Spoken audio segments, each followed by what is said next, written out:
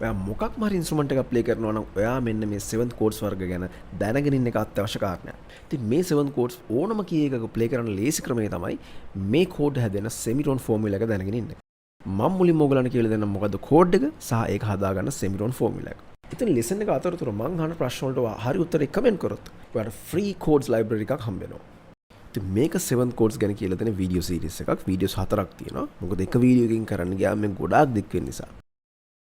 පළවෙනි කෝඩ් එක තමයි මේජර් 7 කෝඩ් එක.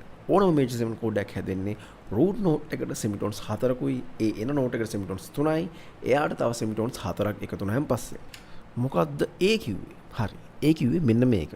උදාහරණයක් විදිහට C මේජර් 7 ගත්තොත් C නෝට් එකට සෙමිටෝන්ස් 4ක් එකතු වුණාම එනවා E E නෝට් එකට සෙමිටෝන්ස් 3ක් එකතු වුණාම එනවා G G නෝට් එකට සෙමිටෝන්ස් 4ක් එකතු වුණාම එනවා B. ඔන්න හැදෙනවා C මේජර් 7 කෝඩ් එක. ඉතින් ලේසියෙන්ම මතක තියාගන්න පුළුවන් root plus 434 කියලා. ඉතින් මේ විදිහට ඔයාලට ඕනම කී එකක මේජර් 7 කෝඩ් එකක් හදාගන්න පුළුවන්. try කරලා බලන්න.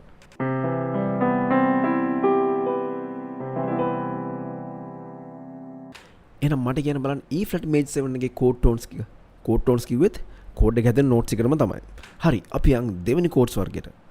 දෙවෙනි කෝඩ්ස් වර්ගය තමයි මේජර් 7 sharp 5. මොකක්ද මේ කෝඩ් එක? මේ කෝඩ් එකට අපි තව නමක් කියනවා augmented major 7 කියලා. ඉතින් මේ කෝඩ් එක මේ නම් දෙකෙන්ම මතක තියාගන්න එක හොඳයි.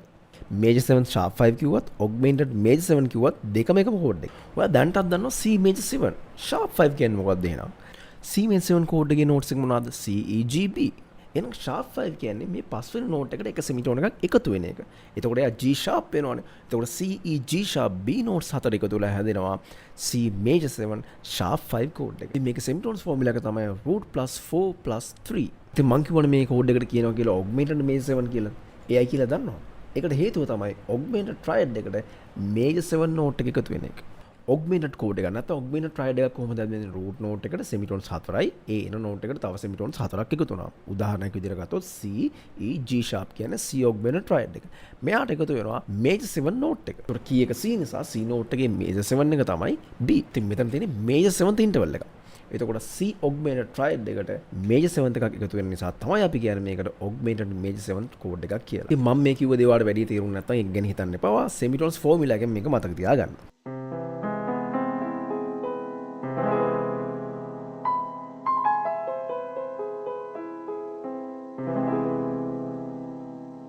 හරි මට එහෙනම් කියන්න G sharp augmented major 7 code එක නැත්නම් G sharp major 7 sharp 5 code එකේ notes එක.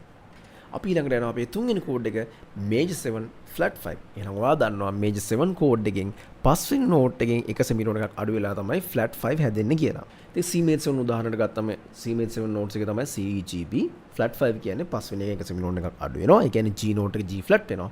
ඔන්න අපිට හැදෙනවා C major 7 flat 5 code එක. ඉතින් මේ විදිහට ඔයාලට ඕනම කී එකක major 7 flat 5 code එක හදාගන්න පුළුවන්.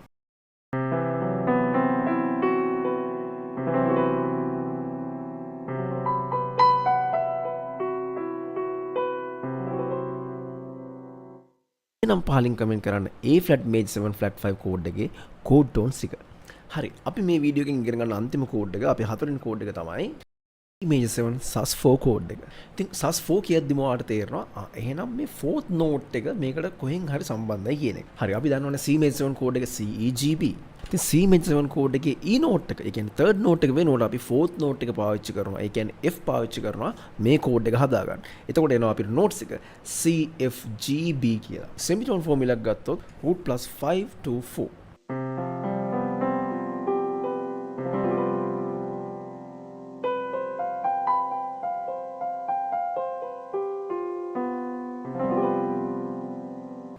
එහෙනම් පාලින් කමෙන්ට් කරන්න E major 7 sus4 code එකේ code tones ටික. ඉතින් ඊළඟ වීඩියෝස් වලින් අපි ඊතුරු codes ටික ඉගෙන ගමු.